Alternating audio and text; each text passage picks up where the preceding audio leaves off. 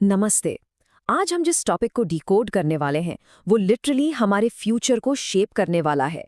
बात हो रही है 2026 की।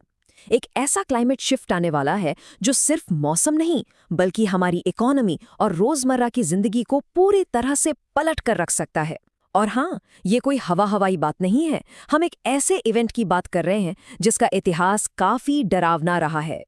जरा इस नंबर पर गौर कीजिए, 2 करोड़। 1877 में जब भारत और दुनिया के कुछ हिस्सों में भयानक सूखा पड़ा था तो लगभग 2 करोड़ लोगों की जान चली गई थी। वजह? कोई युद्ध या महामारी नहीं, बल्कि समंदर में होने वाली एक हलचल थी जिसे हम सुपर एल्नीनो कहते हैं। तो इस पूरे फिनोमिनन को अच्छे से समझने के लिए हमने इसे 6 हिस्सों में बांटा है। पहला, 2026 का सुपर एल्नीनो। दूसरा, एल्नीनो असल में काम कैसे करता है। तीसरा, इसका हमारे मानसून, खाने और महंगाई पर असर। चौथा, धूप में काम करने वाले मजदूरों की सेफ्टी। पांचवा, पेड़ों की कटाई की कड़वी सच्चाई। और छठा, कल के लिए कुछ प्रैक्टिकल एक्शंस। तो चलिए सीधा पॉइंट पर आते हैं। पार्ट 1, 2026 का सुपर एल्नीनो, एक ऐतिहासिक वापसी। अब देखिए, सबसे ज्यादा टेंशन वाली बात है इसकी टाइमिंग।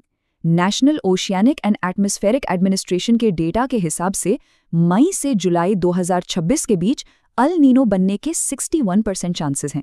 और ये टाइमिंग इतनी क्रिटिकल क्यों है? क्योंकि ठीक इसी वक्त इंडिया में मानसून अपने पीक पर होता है। मानसून और अल नीनो का ये क्लैश बिल्कुल भी अच्छी खबर नहीं है। आगे बढ़ते हैं पार्ट 2 पर। अल नीनो असल में काम कैसे करता है, हवाओं और पानी का शिफ्ट। नॉर्मल कंडीशंस में क्या होता है कि तेज हवाएं, जिन्हें हम ट्रेड विंड्स कहते हैं, वो प्रशांत महासागर के गर्म पानी को वेस्ट की तरफ धकेलती हैं। इससे इंडिया और ऑस्ट्रेलिया की तरफ बढ़िया बारिश होती है। लेकिन अल नीनो में ये हवाएं कमजोर पड़ जाती हैं। गर्म पानी बीच समंदर में ही अटक जाता है और नतीजा, बारिश वाले बादल हमसे दूर शिफ्ट हो जाते हैं। इस बात को एक सिंपल एनालॉजी से समझते हैं। इमेजिन कीजिए, एक कमरा पहले से ही 40 डिग्री पर तप रहा है और कोई अचानक से वहां हीटर ऑन कर दे। क्लाइमेट चेंज की वजह से हमारी धरती का baseline temperature already 1.4 degree Celsius बढ़ चुका है। अब ये अल नीनो इसमें 1.5 डिग्री और ऐड कर देगा। ये मैथ्स वाकई डराने वाला है। खैर, अब आते हैं पार्ट 3 पर। मानसून, खाना और महंगाई, एक के बाद एक पड़ने वाली मार। ये इम्पैक्ट मेनली 4 लेयर्स में काम करता है। फर्स्ट, मानसून नॉर्मल से सिर्फ 92% रहने का अनुमान है। सेकेंड, इसकी वजह से एग्रीकल्चर बहुत ज़्यादा रिस्क में आ जाता है। थर्ड, हीट वेव्स या लू, जो 2024 के भी सारे रिकॉर्ड तोड़ सकती है। और फोर्थ, सीधा हमारी जेब का असर, खाने पीने की चीज़ों की महंगाई 9% तक बढ़ सकती है। इसे और गहराई से समझने के लिए इस डेटा पर नजर डालिए। इंडिया की 51% खेती पूरी तरह से मॉनसून पर डिपेंडेंट है। जब बारिश कम होती है तो सिर्फ खेत नहीं सूखते, पूरी के पूरी फूड सप्लाई चेन हिल जाती है। मार्केट में खाने की कमी होने लगती है और यही कमी उस खतरनाक महंगाई को ट्रिगर करती है जिसके बारे में हमने अभी बात की। अब आते हैं पार्ट 4 पर, हीट एक्सपोज्ड वर्कर्स को बचाना, इस पूरे क्राइसिस की ह्यूमन कॉस्ट। 38 करोड़। ये नंबर लिटरली हैरान करने वाला है। इंडिया में 38 करोड़ लोग ऐसे हैं जिनका काम सीधे तौर पर बाहर की चिलचिलाती धूप से जुड़ा है। कंस्ट्रक्शन वर्कर्स, डिलीवरी एजेंट्स, रेहड़ी पटरी वाले। बढ़ते तापमान का सबसे भयंकर फिजिकल और फाइनेंशियल प्रेशर इन्हीं लोगों पर पड़ता है। और इसका इकोनॉमिक इम्पैक्ट देखिए। टेम्परेचर में सिर्फ 1 डिग्री राइज होने से इन मजदूरों की रोज की कमाई 14% तक गिर जाती है और सीवियर हीटवेव के टाइम ये ड्रॉप 40% तक चला जाता है।